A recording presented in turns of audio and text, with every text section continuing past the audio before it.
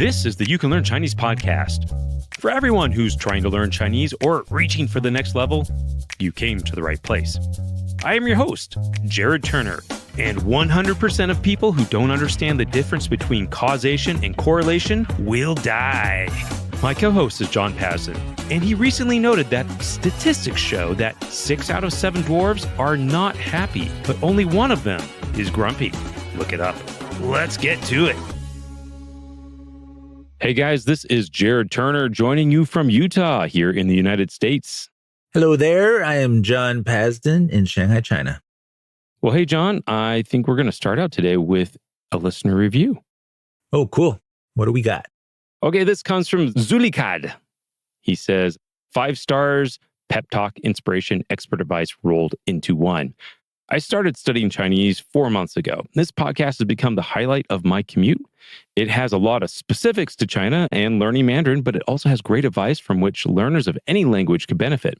For now, I'm self-studying, and it can be overwhelming how many programs and resources there are available now.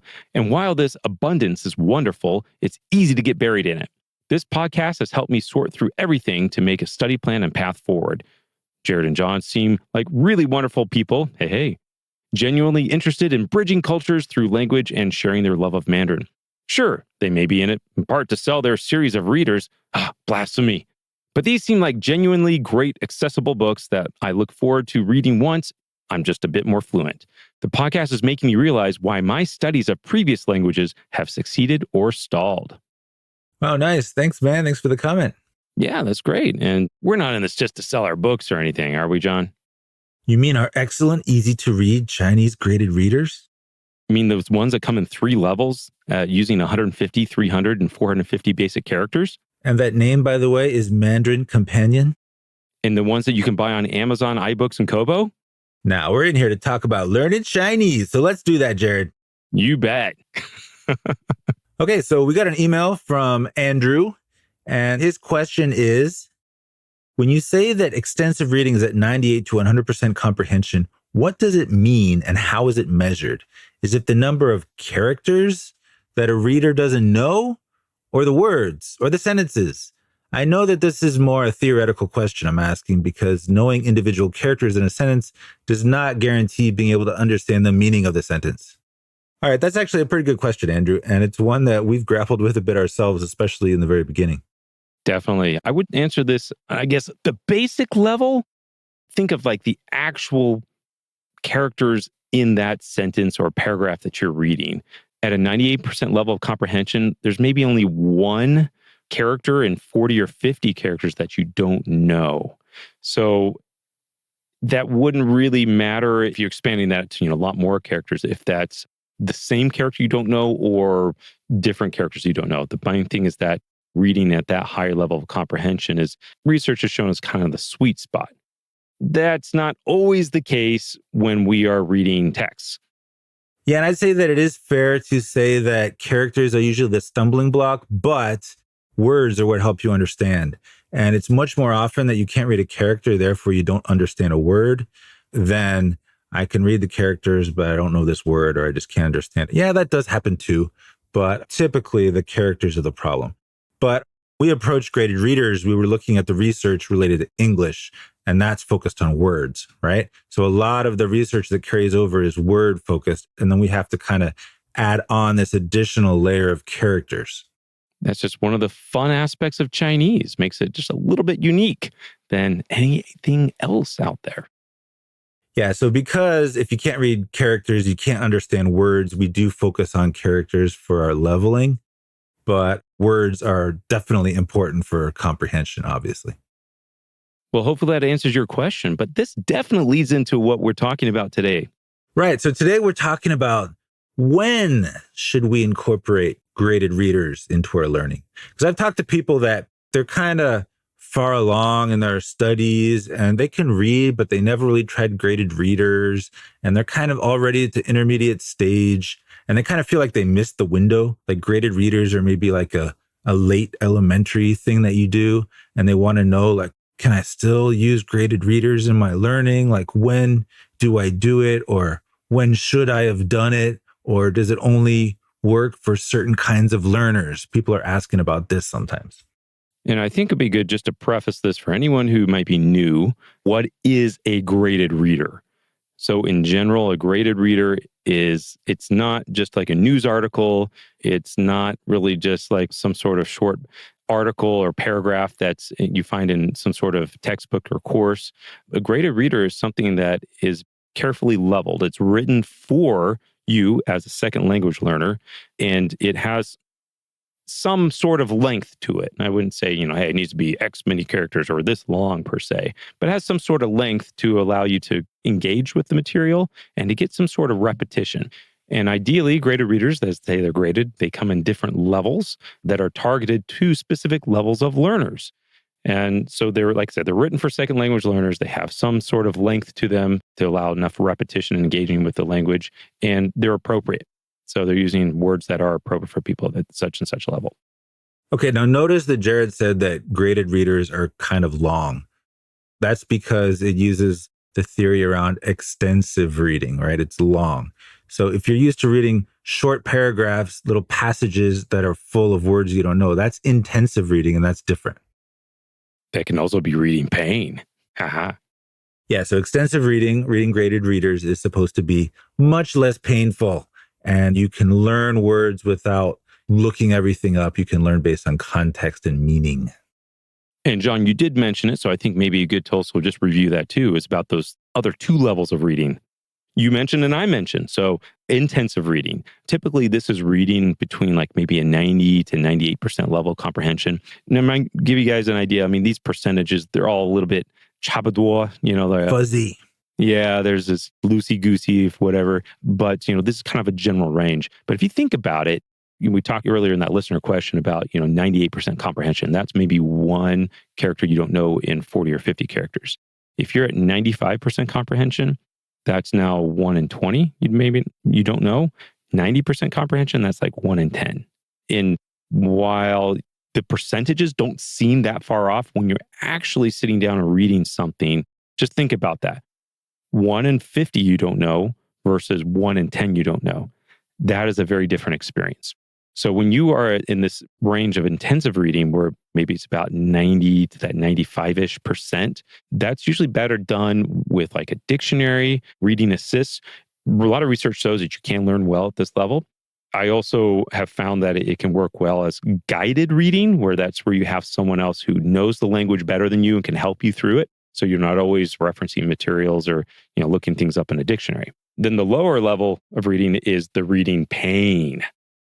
Yeah, so when you're at below 90% comprehension, and honestly, I feel like some of these intensive reading passages for some learners are below 90%, maybe 85 or even 80%, then you're looking up so much stuff that like by the time you finish the sentence, you forgot what you were looking up in the beginning of the sentence.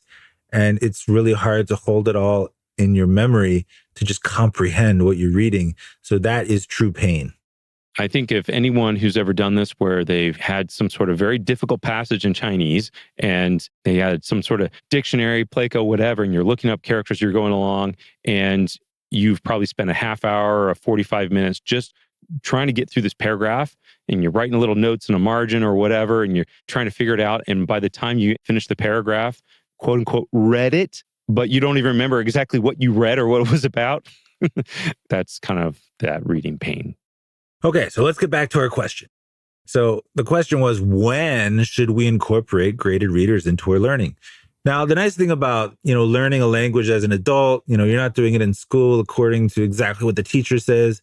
You can kind of do it how you want, right? So I've worked with a lot of learners over the years, and sometimes people are kind of reading centric. Like they're excited about reading Chinese. Maybe it's the Chinese characters that attracted them to the language in the first place.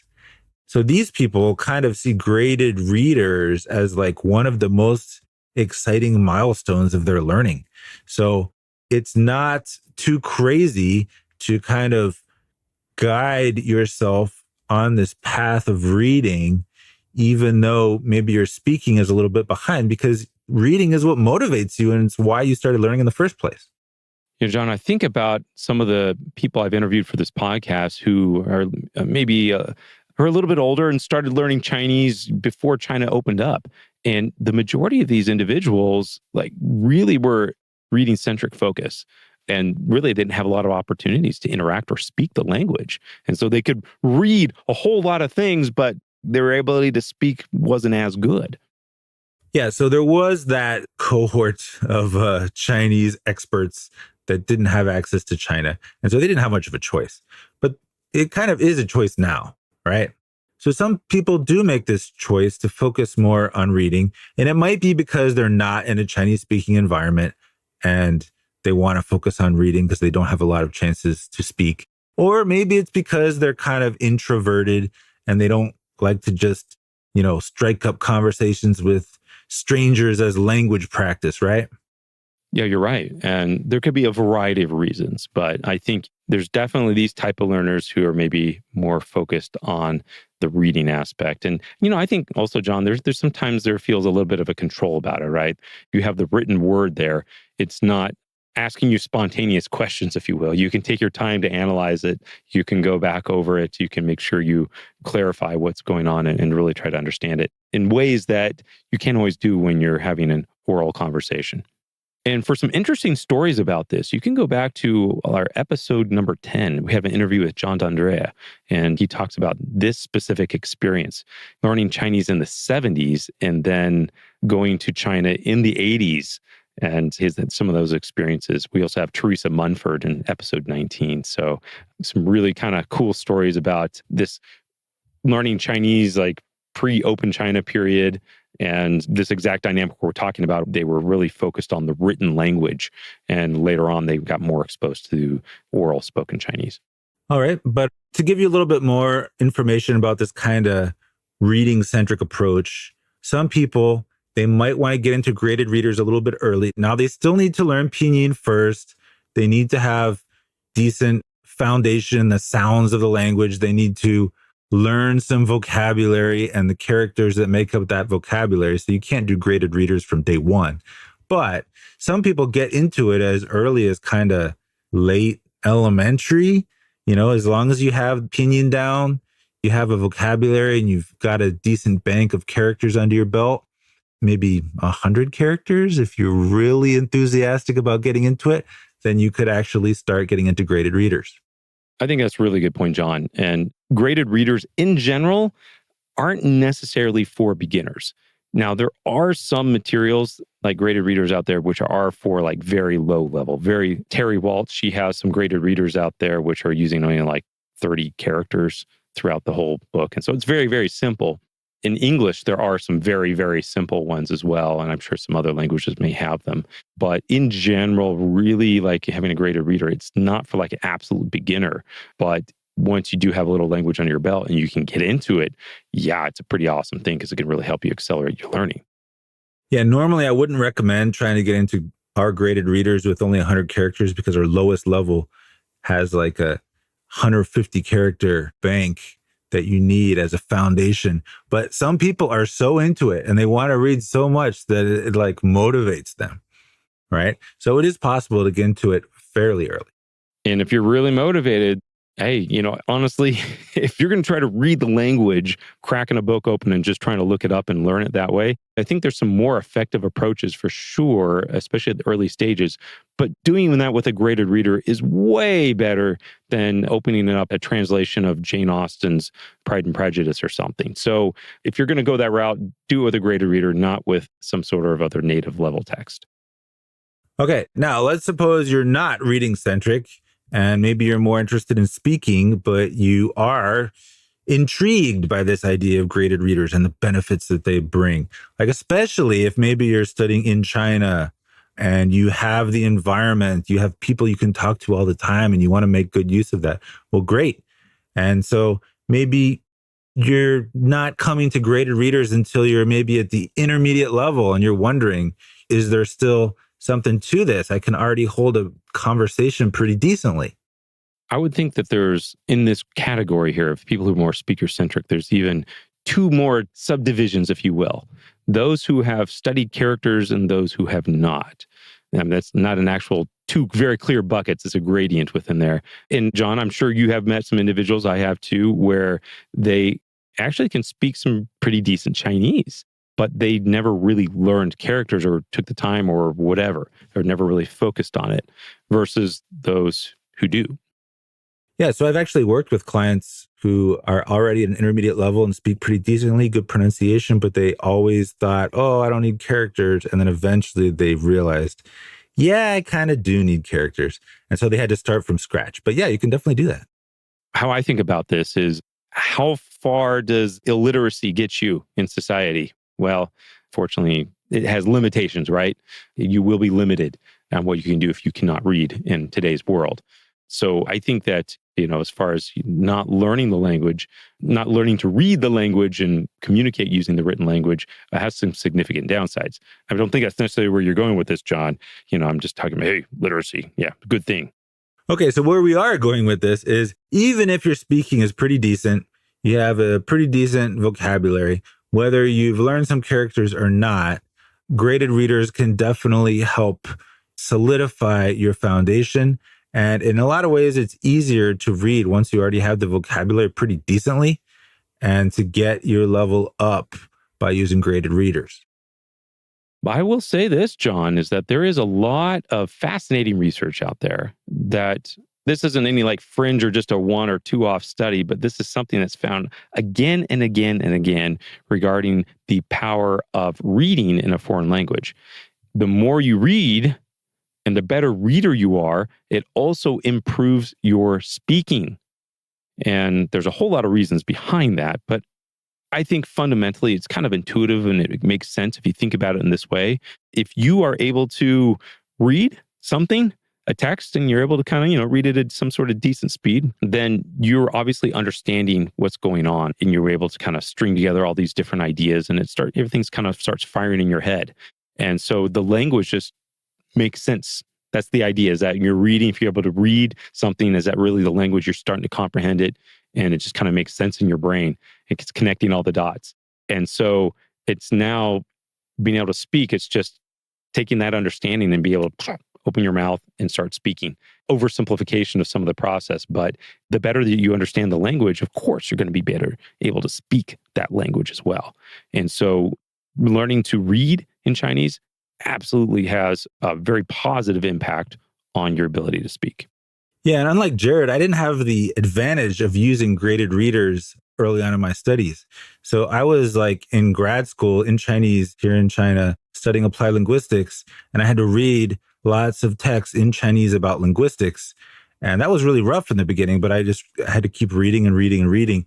And I also experienced this magical effect of my speaking. Like I was suddenly dropping this vocabulary and these sentence structures, which I didn't even know that I knew, but I had read them so much because, it was the same kind of topics over and over again and all the same kind of academic style. And then my classmates were speaking that way and it just started coming out.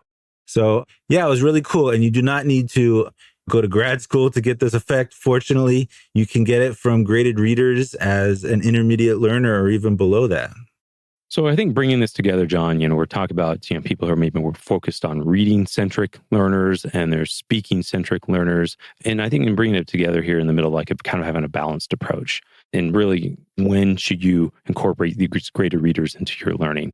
Really, I think, recommending here is some sort of balanced approach, right? On having, reading and having an oral aspect of the language, bringing those together and balancing those out. And when should you incorporate graded readers into that process? I would think as early as you're able to comprehend the books. I think one of the key things we didn't mention earlier, John, is, we're talking about, hey, what's these different reading levels? The key thing here is that by having comprehensible input. And if the graded readers are comprehensible for you at a high level of comprehension, you should read them. And even if you are a little bit of an intermediate learner and you're a little bit higher, but maybe you hadn't really gotten to reading, this aspect of reading speed is a really critical aspect. And it's a really important factor that has been shown to be relevant on a whole of different measures of proficiency in language.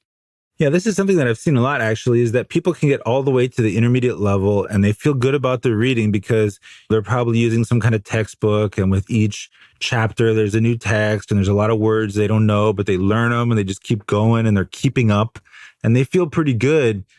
But when you give them a graded reader, they're already at the intermediate level. And then they can read something and just comprehend and enjoy. And they've never even had that experience before. It's like a breath of fresh air. It just brings a whole new dimension to their learning that maybe was completely absent up to this point. And in my experience too, John, maybe you could comment on this, is that the story you outlined there is someone intermediate. They've studied stuff. They've gone through all the courses and maybe they're decent at speaking or whatever. And they finally get that graded reader and they're like, wow, this is a breath of fresh air, right? I've seen that many times and I know you have too, John. But usually when they sit down and they get that graded reader and they read it, their reading speed is slow. Yeah. And sometimes they'll even say, oh, this is too easy. But like, they're not reading it very fast at all. It's like, if it's so easy, why are you reading it so slowly, right? And so, yeah, think about that in English. If you're listening to this podcast, you're fluent in English. Think about someone, or maybe even if English might be your second language, how's your reading speed in that? Maybe you can speak, really clearly and really fast level conversation, but like, are you a really slow reader? There's all sorts of studies for like first language. If you think about it in schools, they always talk about learn to read, The thing about it is that reading develops your language capabilities in ways that your spoken cannot. So it's no different for a second language learning, and especially in Chinese. So going back to this scenario here of an individual who's intermediate, has a decent proficiency in the language, but they're a very slow reader. Yeah, this is easy. It's too easy for me. But is it? If you're reading at like 30 words, 20, 30 words a minute, that's slow. And you will find improvements in your language capabilities. It's almost like something that's going to be hard to describe, but things that kind of can give you what we call Chinese the yugan. It's like the feel for the language, right? So a lot of that can happen through reading. And as you progress and you accelerate your reading speed, going up to 80, 100, 120 words per minute, it does things in your brain and brings the language together and boosts your proficiency. And ultimately, it's what we're calling a fluency in the language. And Jared, I agree with you that reading speed is important and it's something to be strived for. But I feel like it's kind of a byproduct. Like, isn't it more important to be able to read and enjoy reading using the language, to be able to take all that hard work and actually apply it to something enjoyable and to comprehend in the language without having to look up every fifth word or every 10th word or whatever? Because if it's enjoyable, that's going to motivate you, and the reading speed will come as a natural byproduct. That's the beautiful part. Yeah, I think you're totally right, John. It's a tool, right? Language is a tool. And there are some people that just enjoy collecting tools, and that's cool. That's fine. But in general, we have tools so that we can use them. And you're right. It's not just about building your reading speed, but by building your reading speed, it's going to increase your tools, and it's going to allow you to enjoy more things. And it's going to help you be more proficient in the language. And relieve you of a little bit of pain, reading pain. Did we answer this question? When should we incorporate graded readers into our learning? Well, we've definitely given a whole lot of things to consider when trying to answer that question. All right, but if I could just briefly sum up, if you're reading centric, doing it a little bit earlier is okay if it motivates you, right? If you're speaking centric, you might be coming at it later, but it can help you kind of get caught up, especially if you've neglected your reading. And I would overall say is that you should incorporate graded readers into your learning as early as possible. And if you're intermediate level and you've never done it, it's probably time to give it a shot. So if you can pick up a graded reader and it's something that is comprehensible to you, and you're not stopping like every other word, look things up. Ideally, more, it's better than 1 in 10 words that you don't know. Yeah, hey, get in there. Start learning from it. You can definitely learn from that. And if you already have a decent level of Chinese, but you pick up a graded reader and you're reading relatively slow, both of these instances are excellent cases for individuals to start getting into graded reading. And hey, if you read it and you enjoy it, then you should probably do more of that. And I promise you, Jared will not show up at your door telling you that you have to read faster. You can't guarantee that. You have been listening to the You Can Learn Chinese podcast. My name is Jared Turner, co-founder of Mandarin Companion Graded Reader Series, and my co-host is John Passon, co-founder of Mandarin Companion, founder of All Set Learning, the Chinese grammar wiki, Sinosplice.com. If you enjoyed this episode, please subscribe. Take a moment and text or message this episode to a friend, or share it on social media. That really helps us reach more people on their language journey. You can leave us a review on iTunes or or reach out to us at mandarincompanion.com or find us on Instagram, Facebook, and Twitter. You can find our Chinese Graded Reader series on Amazon, iBooks, Google Play, or wherever you find your books. Apologies to John Cena, we just ran out of time. The You Can Learn Chinese podcast is produced by myself, Jared Turner, and our editor is Jasper Chua. And of course, thanks to my co-host, the man, the myth, the legend, John Paston. See you next time.